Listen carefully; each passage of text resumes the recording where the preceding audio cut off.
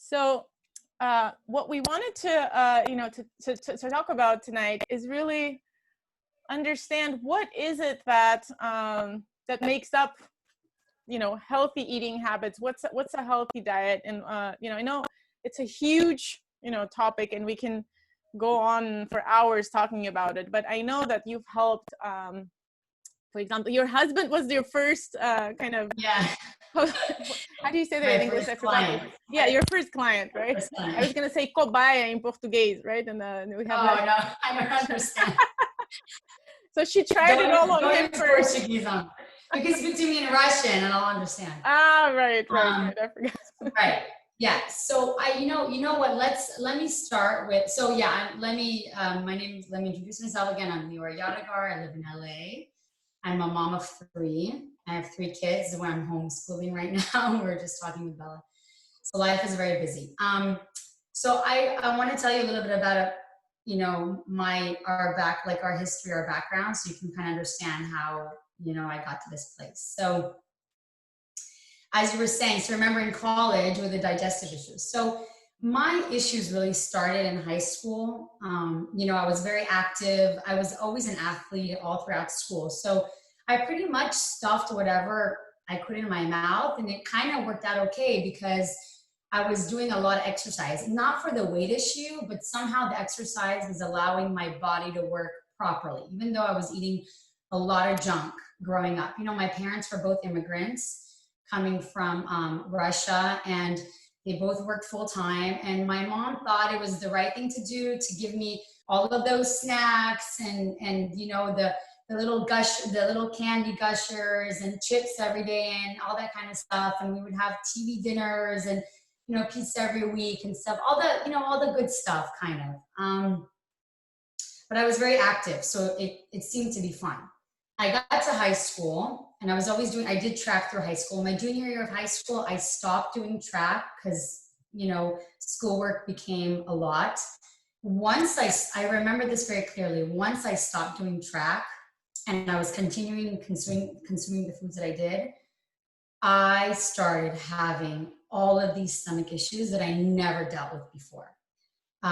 Gas, bloating, uncomfortable. Like I didn't know as a kid what it was. Now looking back, I know what it was. Fast forward going to college. You remember college? They would have pizza and almost every day on the floor where we used to live on the floor. And, muffins and cupcakes and cookies and like people would be studying with candy in their hand. And so listen, I consumed all of that. And the food hall, you remember the food halls? They would have like a whole table of dessert. I was consuming 3, 4, 5 desserts a day. I was addicted to sugar. I was a horrible sugar fiend and I couldn't stop myself. I tried, but I couldn't. It was a horrible cycle that I got myself into with sugar.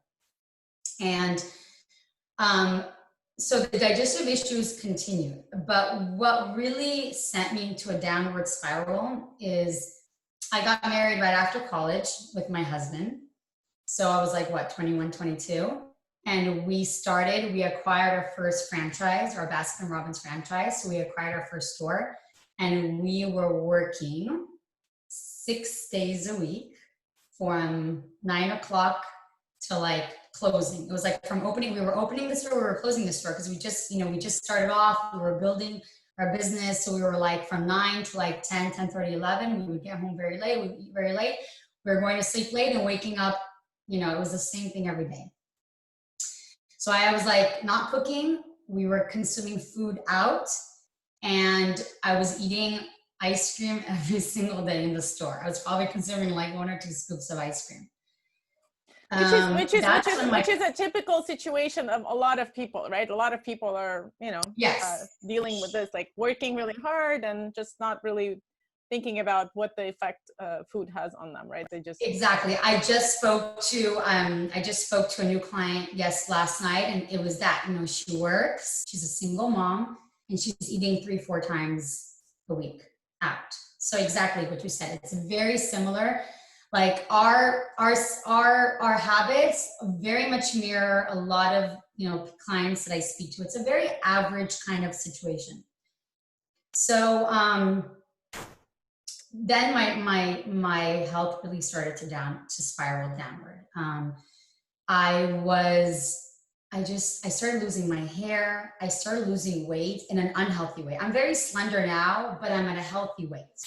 You know, I'm good. I'm energetic. I feel great. But at that time, I was losing weight in an unhealthy way. I was losing my hair. I was feeling so tired during the day. Like I was having extreme fatigue. I was dragging my feet. I just, like 12 o'clock would hit and I would go like sleep in my car. It was really a bad situation. I was in a very dark place health-wise and I didn't know what was wrong. Started going to doctors. They never asked me, what is your stress levels? What is your diet like? You know, all of those factors that, listen, you know, God bless doctors, don't get me wrong. You know, they're life-saving and everything, but a lot of times they miss the big picture, right? And it's not their fault. So they didn't know what was wrong. They were giving me antidepressants. They thought it was in my head. You know, so I didn't know any better. I started taking the antidepressants and I was feeling worse. It made me feel worse. You know, I was like in a cloud or like my stomach stopped working. So, and this is before I became a health, this is many years ago. So I was like, you know, this is not right. I feel like there's something wrong. There's more to this. You know what I mean? So I started doing my own research. I started researching about diet, and so I started eliminating certain things. First of all, I eliminated sugar, which was hard as heck. It was literally like, you know, when they say like sugar really is an addiction, it's literally like going off of crack. Like I can tell you, I went through withdrawal. I had horrible headaches. I was like shaking. I needed my sugar fixes. I was having like a lot every single day, but there was something in me that pushed through, you know, which a lot of people have a hard time, but I did it. I was like, I'm not touching sugar. The first 2 weeks were like difficult. It was like going off of crack, but I got through it. Then I eliminated gluten. So I just want to say a disclaimer about gluten. Gluten is not necessarily an evil product. Some people handle it very well. Some people are very sensitive to it. I happen to be very sensitive to it. So when you know, right. As you're telling the story, it reminds me so much of mine too. I'm not going to go into it, but it was exactly the same, kind of going into different doctors. No one knew what it was. And then gluten was also one of the culprits of my issues. So it could be, you know, it's something really misunderstood. Even still, I think it's poorly understood. So I think it's always worth checking if that's a, you know, right. or health issues. Right. It's not like, yeah, like I want to say, it's not always. Some people, I have clients that are fine on it, and like you and me were very sensitive. So when I eliminated the gluten and the sugar, and for me, it was also the dairy. Like I said, dairy is also not necessarily evil. It depends on the source of the dairy and the quality of the dairy. Some people are very fine on it. I happen to have a problem with dairy. So when I eliminated that and I went lower carb and, you know, good quality fats and whatever, I'm not going to go into everything that I did, but when I made those major changes in my diet, I became a different person. I'm sure you had the same experience. I became a different person, but I still was not 100%, not like I am now. But I definitely felt so much better. Like my fatigue was almost gone. Like I changed myself around. And then that's when I realized the power of diet. And I started doing more I started going crazy. Like people, like my husband kept making fun of me. He's like, you're going cuckoo. Like, cause I was reading all the time and doing all this stuff. And he's like, you're too much into this. But I saw the power like of diet. So 5 years I was working alongside with my husband in the business and implementing these changes and stuff. And I got pregnant. And I became a stay-at-home mom. So I started cooking differently for my family, for my husband and stuff like that. But throughout the years, no matter what I did, my husband continued to pack on the weight. Each year and with each birth of our child, he gained more and more weight. I packed him food. I made fresh food at home. It didn't matter. He went to nutritionists. He went to doctors. He did different diets. He did this diet. He did intermittent fasting. He did that diet. It didn't work on him. And like, there are so many, diets and approaches out there. And listen, everybody's body is different. Not one thing works for anybody. So that's also, I want to say, disclaimer. So everything that my husband was trying, it did not work. And then my husband got to a point recently where his weight was at a very dangerous level. Like his asthma was flaring up. He was snoring heavily at night, and it was affecting his quality of sleep. He was having sleep apnea. On Saturdays when he was off, he was sleeping from morning till night. I was like a single mom with my kids. And, we realized something had to change. So we had neighbors. They both went through the program. They lost like 40, 50 pounds each. We had another friend. Anyway, whatever. He saw the success and he decided to do the program. And it changed our life around. When I saw my husband dropped 40 pounds, and it totally changed also. It totally changed the way I cooked even more, and like what I knew about optimal health and everything. And that's why I became a health coach, because I became a believer and I saw the success and I saw how easy it was for my husband to do. So I became a health coach and I've been helping people ever since. So that's basically. Yeah, that's an incredible story. It mimics so much my story in terms of, just really learning the power of food on our health. And I went through that too, where, it's like at first I didn't care about it at all, as an Armenian, and like finish everything that's on your plate philosophy. And then going into, really serious health issues, which, all the doctors had a different pill for me, but none had the real solution that I needed. And then going into kind of the obsessive, like, oh my God, I can't eat a piece of gluten or a tiny drop of this because I will feel bad. I know. And, eventually going into a place where, like, I know I have to eat well, but sometimes if I eat something, it's like, it's off my limit. It's fine because I know the equilibrium and the balance. So it's really mimics the story. But I really am curious to know what were the juicy details. Okay. What is it that made it for your husband, for example? I know it's obviously it's like you said, it's different for everyone, and different foods might work for different people. Like we said, gluten works for some people, not for others. Dairy is a issue for some, not others. What is it that you have come to see as like the most important ways to lose weight and to maintain, not lose necessarily, like in your case it was gaining weight, right? But maintaining the right weight, and really for health reason, not just for losing weight. Right.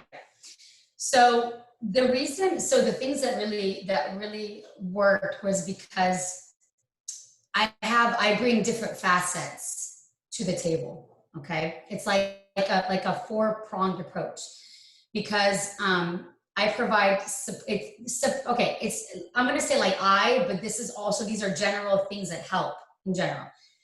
Support and community. Okay. Because when people try to make major change in their life, or when they try to go on a diet, it's really hard to do it's really hard to do it alone.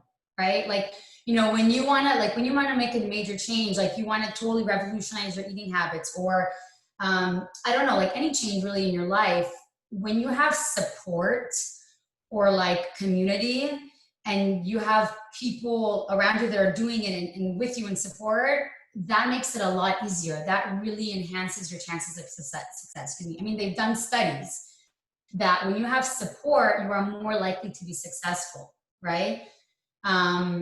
I mean, like, what's an example? It's like with parents, you know, when you have a support system in place with your kids, you're more likely to be a calmer parent. But if you're doing it all alone, you're more likely to snap from morning till night with your kids. You know, the support system is important. So that's number one. Okay. Number two is mental habits. Okay. You cannot expect to overhaul bad habits that you've accumulated over a lifetime without digging deep into the mental part. You know, so what we work on is, because a lot of my clients, they have a lot of underlying issues regarding food. They're emotional eaters, they're stress eaters, you know, they as kids they were abused, or they had issues, you know, they you know, people shut them up with the candy or like food, or like, here, be quiet, eat this. So they associate, you know, food with comfort, right? These are all underlying issues.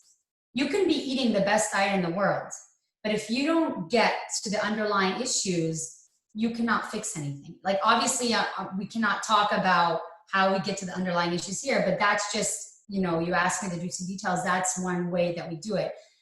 We really work through the mental things. We have a motto. I have a motto with my clients.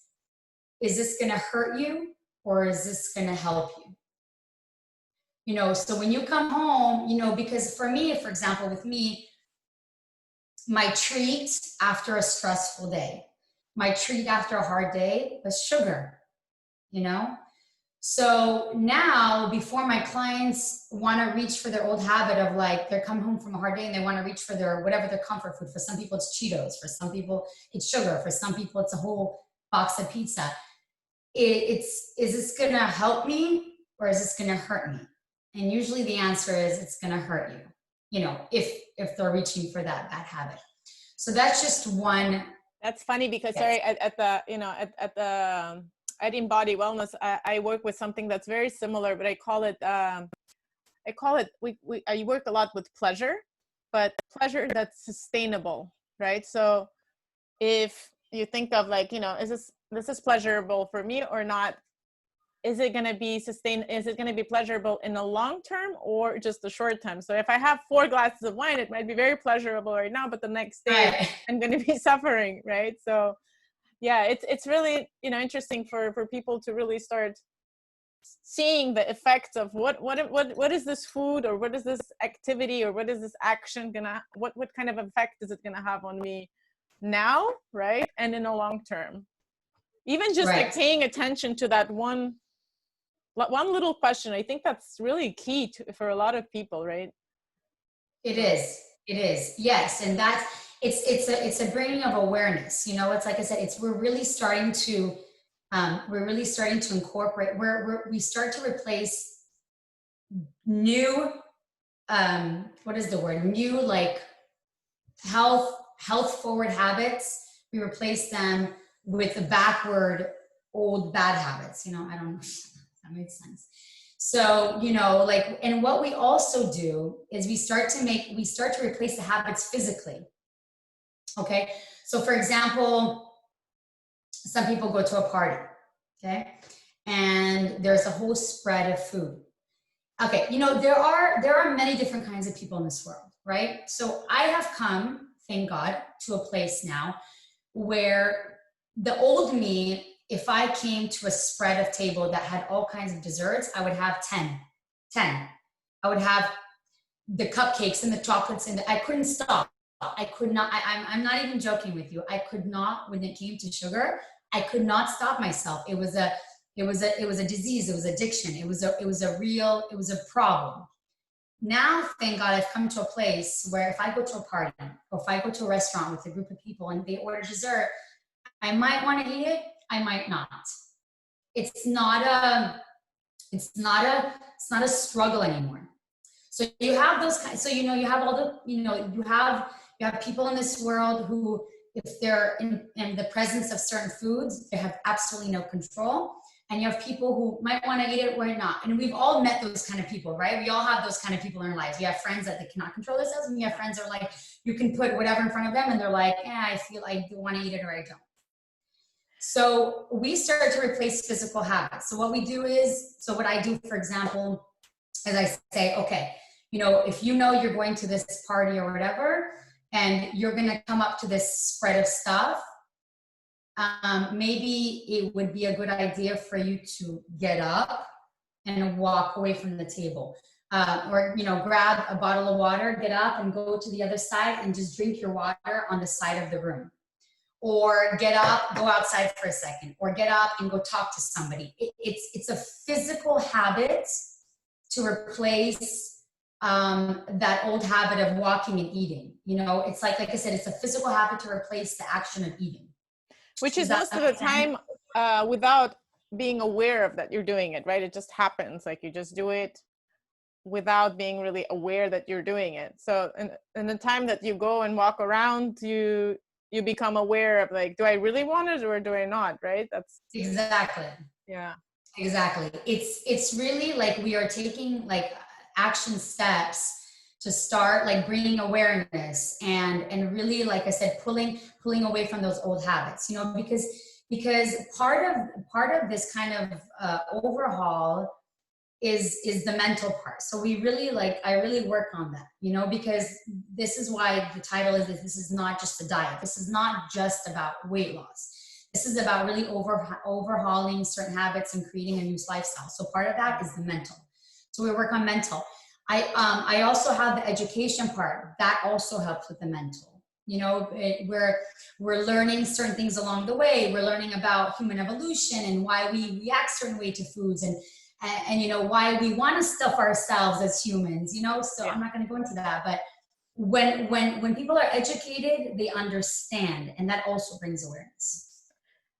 Yeah, because you don't just act on your impulses, right? You know, and you're aware that that's something that's part of your, you know, evolutionary. It's like it was advantageous for us to eat as much as we could get our hands on. Right. But when you become aware of it, you're like, wait, I know this is happening, but I have control over it, and I can, you know, I can create other tricks to go around it, and then, you know, you realize it's also emotional, and so totally agree with that. Yeah. Right. And then, okay, so here's the part that really helps people to be successful, and it blends the evolutionary. So just to quickly go into the evolutionary, like not to be like a boring scientist, but so like we said, okay, so evolutionary speaking, you know, this is what the scientists say. I'm not pretending to be a scientist. That evolutionary speaking, you know, hundreds of thousands of years ago, humans would like hunt or whatever, forage for food. They didn't know when their next meal was, right? So they would eat as much as they could at one point so that their body would like store the calories or whatever. And, you know, their next meal might be in a few days, and the next day, I don't know, maybe 6 hours. Nowadays, we are constantly surrounded by food. We're like eating all freaking day, right? And like constantly surrounded by totally food. Different kinds of food, mind you, right? Foods that are created in a lab to make us addicted often, right? So that's something to consider too, with chemicals and things that we didn't have access to before. So imagine if you're like stuffing yourself with like carrots and I don't know, like nuts, like that's not that many of those you could eat, but chips and cakes is much easier. Yeah. Right. So, okay, so this is what blends the evolutionary with the modern. A disciplined eating schedule, okay? So this is also the part why this, what I offer is not a regular diet, because the regular dietary thinking is zip my mouth, don't eat, I'll lose the weight, okay? And then what a lot of my clients do, who like, we're, you know, dieting, and they're like, okay, I'm not eating. Oh my God, I'm starving. And then they stuff their face. And that's what my husband was doing. My husband would leave the house I would pack lunch for my husband, as I mentioned. He would leave the house in the morning. He wouldn't eat breakfast. I'm like, hey, let me pack some, maybe a sandwich, breakfast. He would leave the house. He was running around all day. So he wouldn't eat the lunch that I packed him. Then he would come home late at night and stuff his face like a cow. Forgive me for saying that about my husband. Stuff his face like a cow. But you know, it brings an important point that most of us, maybe not most of us, but a lot of us have these habits because we think that if we wait and only eat once a day, that's gonna help us lose weight. But that's completely contrary to, Exactly. both in terms of like stuffing yourself, but also because our immune system, I think our digestive system slows down, our metabolism slows down if we're eating only. I'm not sure if I studied this like a while ago, but I remember something like, if you eat often, then you activate your metabolism, and Exactly. you end up burning more calories than if you just wait and eat, especially later at night. It's not, our system is not as effective, right? So Well, here's the thing. So what I have my clients doing is my clients are eating every 2 to 3 hours. In the beginning, I have them eat every 2 hours. It's just the first, week, whatever. And then we work up to every 3 hours. So I have my clients eating every 3 hours all day. They're eating very shortly, but very shortly within that time of waking up. So they're eating within a short period of waking up. And then after that, they're eating every 2 to 3 hours all day until they go to sleep. So that's another thing that I kind of turn over on its head about don't eat after 6 o'clock or whatever. Like, I mean, look, once again, let me say it like this. Everybody is different, but I've had a lot of success with my clients. So, even eating, so, we're doing, it's kind of like in a real world meal time, it would be like this, like breakfast, midday snack, mid-morning snack, lunch, and mid-morning snack, dinner, evening snack. So they are eating all day, even until they go, until they go to bed. Obviously not, we set up a schedule. So I mean, I'm not going to give you all the times right now. It depends on the person, but they're not going to be eating and then going to sleep.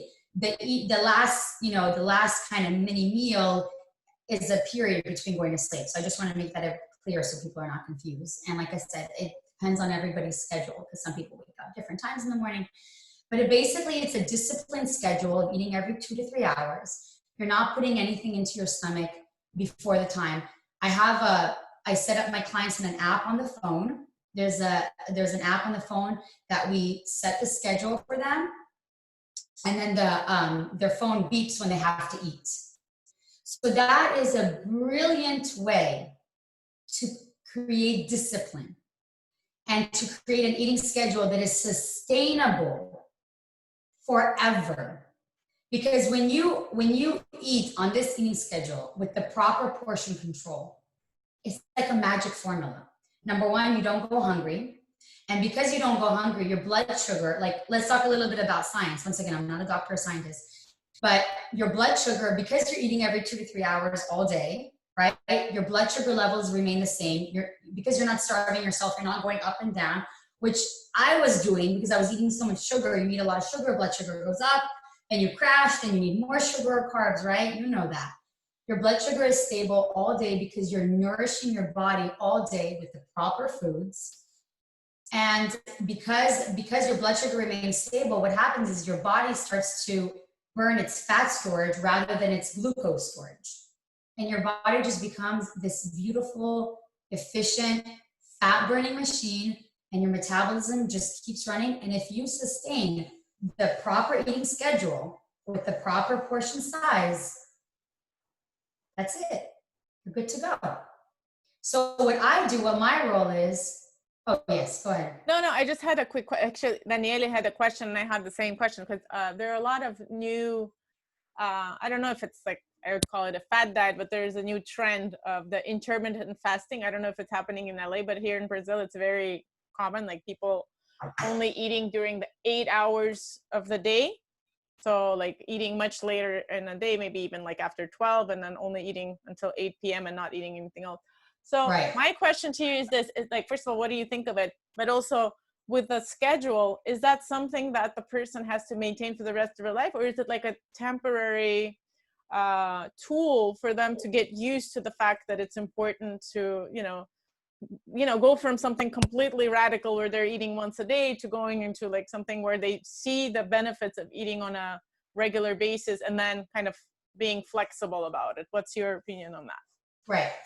Okay, obviously in life it's a real world. So there's going to need to be flexibility, but the idea is that there needs to be an eating schedule throughout the day. That really is from my experience and stuff, that's really key to kind of like an optimal well-being. So for yes, I would say really for the future, and obviously everybody's different, but that eating throughout the day at the proper schedule, obviously with some flexibility in place. It's like you're not going to kill yourself if you don't eat at that 3 hour mark, but if you maintain that eating schedule, it's really going to help you, because you're, like, once again, going back to the blood sugar, the whole idea is to keep the blood sugar levels stable. Oh, sorry.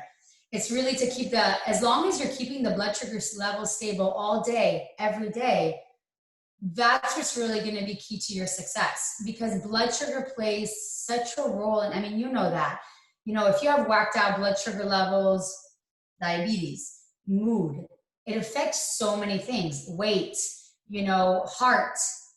When you study the effects of improper blood sugar levels, you're going to see that it's linked to so many diseases. I mean, you agree with me on that, right? Yeah, no, I have a very recent example. My cleaning lady, who is also like is a really good friend of a family. She recently, like 2 weeks ago, was had to go to the emergency room with high blood pressure and really high glucose, like dangerously high level of glucose. And she has this thing where it's like, oh, like every time she works from the morning till 4, and she stays at her house till 4 because she helps me watch the Luli as well. And like, oh no, I don't need food. It's okay. I'll eat. I have a lot of food at home. So that's she's been doing that her whole life, only eating when she gets home. And she thought that was a way for her to maintain her weight. And now, thank God, she's open for, to my suggestion. And like today she already brought her little fruits, during the day, and some other things. And I explained that sometimes, I thought it's, you have to do even more than just fruits, right? It's not just, but anyway, at least it's a stepping stone, right? But I completely agree with you. Although, there are some schools that think that, you need to listen to what your body tells you. But I think that in our society, we get so we don't know how to pay attention, right, anymore, right, to our bodies. So it's we only pay attention to productivity and working, and then whenever we have time, we eat food. So that's right. So that's what I want to address, the intermittent fasting. Okay, so look, once again, everybody is different, and some techniques work for some people, no question. There are people who are successful in intermittent fasting, no question about it. I'm not touting that what I do is, the best thing. It's just that for my husband, it didn't work. Like, he tried it, he really did, and it actually made him gain more weight. So it really has a lot to do with personality and everything, because some people have more control than others. My husband didn't have that control. I have another client who tried intermittent fasting, also gained more weight on, why that, and, this worked better for her. I know another person who did well in intermittent fasting. So it's just, everybody's different. What I have to offer people makes it a little bit more convenient. Like I said, I know somebody who did well on it. My husband didn't. I know some other people who didn't do well. So, that's what it is. But yeah, no, completely if it works for you and you enjoy it, great. Yeah. I think it also depends on the phase where you're at also, right? Like like I said, like if you haven't eaten and taken care of yourself in a while, I think doing something like that, it's really gonna awaken you to the effect that food has on your body, right? Like seeing, like, I ate it and I feel more energized, and positive benefits. That's a very good point, actually, about where, very good point of what phase you are, like where are you in your life, right? That also affects how, it's very true. That's a good point. Liora, and we have a question here about minerals and their effect on, like how important are minerals. And I think that brings me to another kind of more a general question. Are there specific foods that you recommend that we take out, or, you know, that we incorporate? And specifically, Jackie's question about minerals. Right. So we do a lot of, I do a lot of protein and veggies. Okay. I have specific, so I have, as the health coach, I do have specific foods that I introduce to my clients, but generally it's protein and vegetables. Vegetables all the way, with good quality protein. I'm personally not a vegan. I'm not a vegetarian. I eat everything, but like I said, I have specific foods for my clients, but as a general like answer to the question, honestly, good quality proteins, good quality dairy. And when I say good quality protein, you know, as much as you get can get your hands on grass-fed, you know, grass-fed dairy, grass-fed, you know, protein. The thing is, we don't know how, like, if something is labeled, like, let's not be naive about it. We don't know how true something is. If something says, you know, I buy, you know, my family keeps kosher, so I do the best that I can. I buy kosher grass-fed, like meat, for example, but it could be grass-fed, you know, one day out of its whole life, the cow. Who knows? But I do the best that I can. I try to buy the best quality vegetables that I can. You know, really, vegetables, they really help with gut health too. And gut health is a very important part. So I try to do, like, as you see from my posts, I really incorporate as a family. You know, a lot of people, they come to me and they're like, Liora, my kids don't want to touch vegetables and stuff. And I tell them, you know what? You have to eat it yourself. And you have to put it on the table every single day. It's about habits, right? We talked about habits before. How do you change something? You make it a habit every single day. And I get it. It's hard. It's hard. But if you want something to happen, you do it. So I put vegetables. I have vegetables on the table every day, either be it a salad or something I quickly put in the oven, or pickled vegetables that my mom makes, or, you know, like the Russian vegetables. So I try to include it on the table every single day. It's not always perfect, but that's what I do. What was I going to say? Yeah, so those are just suggestions. And like I said, what I do is I have specific foods for my clients, because I have a lot of clients who, average person has no time. You know, they're moms, they're dads, they work full time, they don't work full time, they have, you know, they're taking care of the kids, they don't have health, they have health. There's such a range of people, and the common thing that I encounter all the time is there's no time. So what I do is, my program is very convenient, it's very easy. So it really, like, helps people become successful. And when they're successful and they start feeling so good and they start losing the weight that they want to lose, that really, like, helps. It becomes like a platform to the next level. And that's what I love what I do, because I'm able to reach so many people. It's not only for people who have the time or who have, like, the most fancy kitchen utensils. It's not about that. It's about everybody being able to do something to reach optimal health. Because when you reach optimal health, listen, when I changed my health around and I reached my optimal health, it was like my old Liora woke up. The energy and the passion that I was missing, like, if you told me, like, 5 years ago I could do something like this, I would laugh at your face. Take care of my kids, you know, cook in the house, run my health coaching business. I would laugh, because I have so much energy. And I have a client right now who wants to lose 40 pounds. And she was telling me the same thing. She's like, Liora, I used to wake up in the morning tired. I used to get through my day tired. I used to go to bed tired. She's lost 25 pounds so far. But that's not the point. The point is the energies that she has, the energy.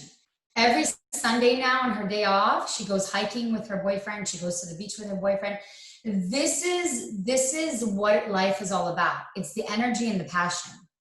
So when you are doing something that works for your body and you get that energy and passion, It's the most amazing thing. And it's the most amazing thing for me to see that happen to my clients. And you know what I'm talking about.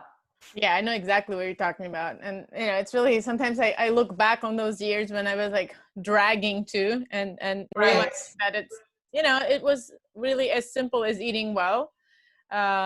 Knowing that a lot of people are struggling with that, it's really, you know, it's really upsetting, because it should be, this kind of education should be, you know, part of our curriculum in schools, right? Like how to Right. take care of ourselves. It's not really fair for people to struggle with this, only to discover it through all these like journeys of, you know, like becoming health coaches, nutritionists, and such, and, you know, having to reach points where a quick question from Jackie, that what do you recommend, any like mineral supplements, anything that's like vitamins, anything that's you know, in addition, because there's some people that think that the fruits and vegetables that we consume are not really as even if we do consume enough, they don't have Right. as much They're of not the, as rich in yeah, vitamins. Right. yeah. Sorry, I didn't mean to cut you off. I was just trying to give you No, it's we agree on that. Yeah, they say like the soil is like depleted, so we don't have as many of the minerals and you know, and vitamins as we used to. Do you think it's Right. necessary to supplement, or? That's a great question. So personally, I'll tell you what I personally do. I take a good quality multivitamin. Okay. Also, so I want to make a disclaimer. I'm not a doctor, and everybody has different needs, and everybody, you know, could be deficient in some things. I personally went to a specific doctor and got tested for certain deficiencies. And in general, this doctor told me that most people are deficient in magnesium. I'm sure you've heard that. Vitamin D, as in the letter D, dog, and zinc. So I personally take a multivitamin. In addition, I take an extra supplement of like 200, you know, like magnesium usually comes in 200 milligrams. Extra supplement of magnesium, extra supplement of zinc, and I take about 10,000 IU of vitamin D. Now, once again, this is what I do. I don't want to do a general diagnosis for everybody, but these are the general deficiencies that the doctor told me that most people have.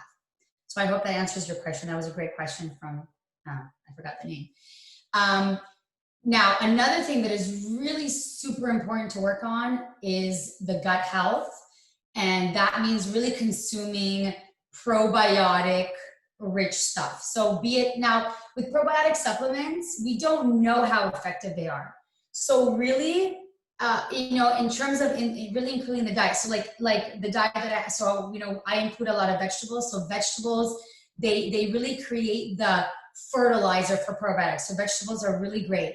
And really probiotic rich foods like yogurt, you know, kefir, you know, a good quality probiotic supplement. I don't know how effective it is, but it's better than nothing. You know, pickled vegetables, raw sauerkraut, really Kombucha. from probiotic, huh? Kombucha. Kombucha, yeah. Yeah. So really creating a fertile ground for your gut health, in addition to the right diet and you know all the mental stuff that we talked about, and you know the foods that I provide, is really going to be a really rich platform to really take yourself to the next level. I'm curious to ask you, is it something that is taught now? Because when I studied nutrition back, you know, I did it right, like when I was at UCLA, like my last year, and they didn't talk about gut health at all. I wonder if that's something that, you know, I learned it the hard way, because that was one of my issues. You know, I really, I don't know. I think, I guess because in our society, we consume too many, like, you know, antibiotics and things that really kill the gut system, right? And the friendly bacteria are finally becoming kind of the recommendation that we hear from a lot of places. But I think like 20 years ago, it wasn't even a thing, right? People were just like, you know, what is this about? Right. It wasn't a thing. Something more accepted, right?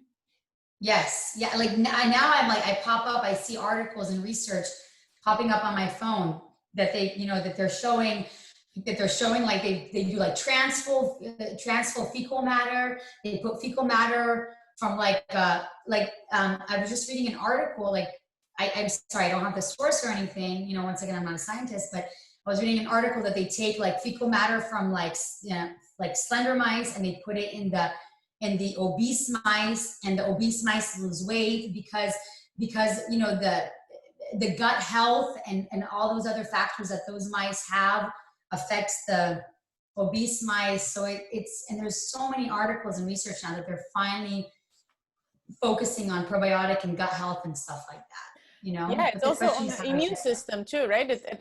They're finding more and more how incredibly important it's even, I don't know, like I think 70% of your yeah, they immune. said like how much of the Oh my God. percentage. I was thinking about exactly that, but I don't think it's exact science. But just to say that it is extremely important for health overall, not just for the gut health, but if you are having, you know, digestive issues, definitely that's something that should be included. I took a supplement for years. I think what's it called, the acidophilus pills, and Right. only the refrigerated kind really worked for me.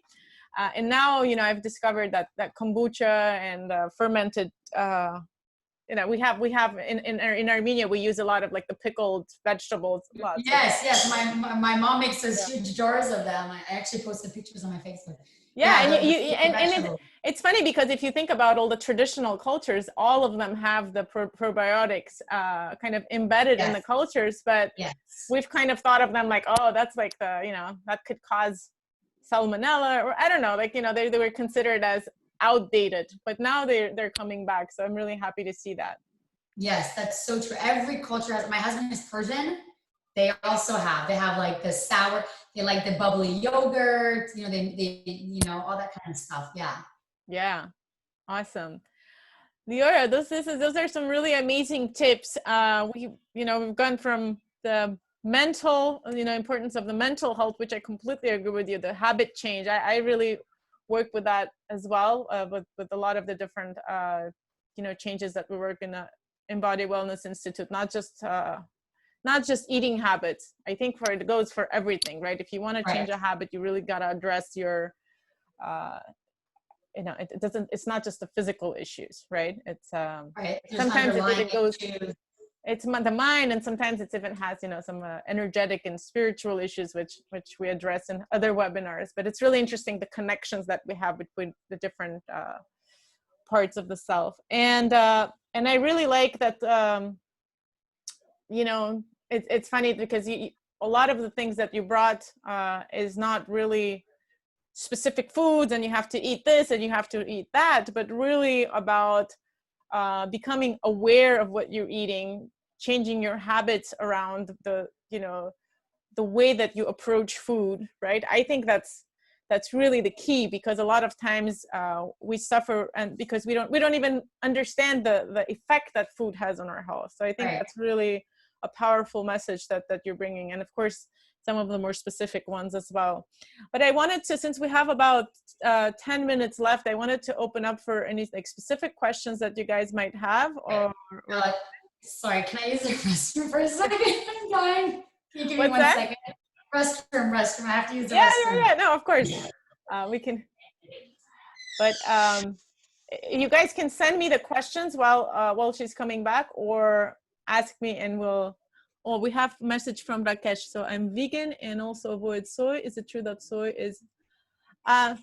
So I can actually start answering that question. I know a little bit about soy because I did become. My daughter has to avoid dairy products. So we use a lot of nut milks, but soy has a bad reputation because it's, you know, anytime you have something that's mass produced, and soy is definitely one of the you know, crops that's mass produced, it uses a lot of pesticides from what I hear, and it's genetically modified. So that's one of the things that I hear about soy, is that it's not as good to substitute everything completely with soy. Maybe if you can include like milk, or I'm sorry, nut milks like cashew, almond milk, and things like that. Sorry, I took a question. Since you were No, it's fine. I'm sorry. I had an emergency. Sorry. no, No, it's go ahead. okay.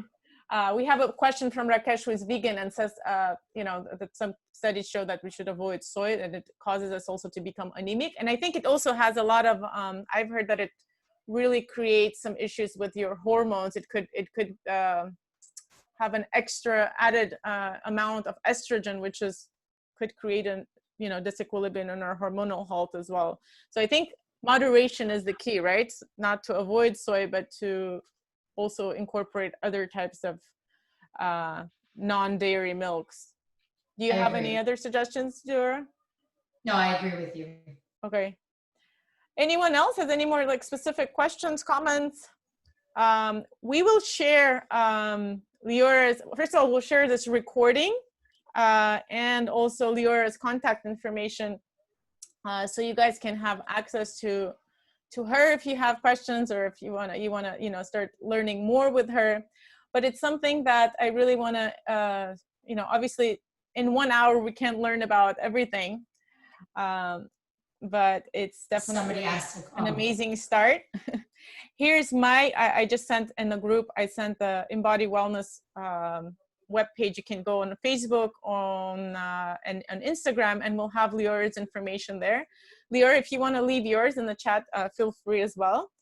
Okay. And we'll have the recording also recorded. And for the upcoming webinars, guys, we're having some really fun webinars every Wednesday night, or afternoon, wherever you are.